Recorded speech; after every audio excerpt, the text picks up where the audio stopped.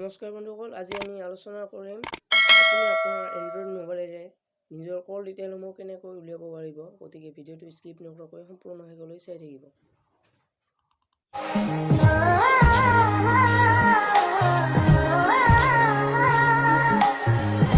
আৰু কল ডিটেইলসমূহ উলিয়াবৰ বাবে এটা এপ ডাউনলোড কৰিব লাগিব। এইটো এপটো প্লে ষ্টৰত পাব। প্লে ষ্টৰটো ওপেন কৰিব। ইয়াত সাৰ্চ কৰিব E2PDF।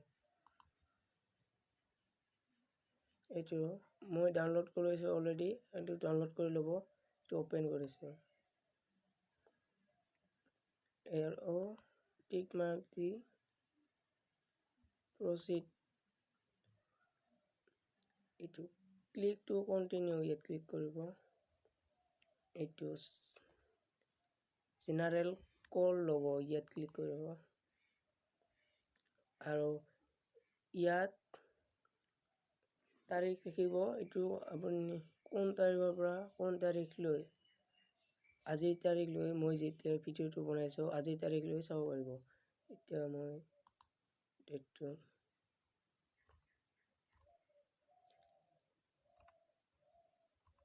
জানুৱাৰীৰ পৰা চাম। 1 জানুৱাৰী ডান। 14 মে।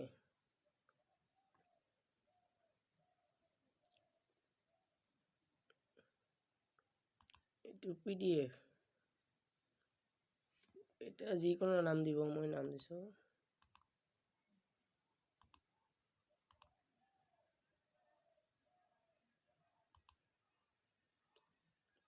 এক্সপোৰ্ট টু PDF ইয়াত ক্লিক কৰিব। Hello' hello' hello'.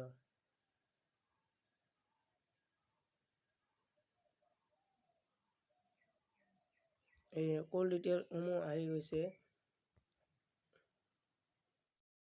নম্বৰসমূহ ব্লাৰ কৰি দিছো কাৰণ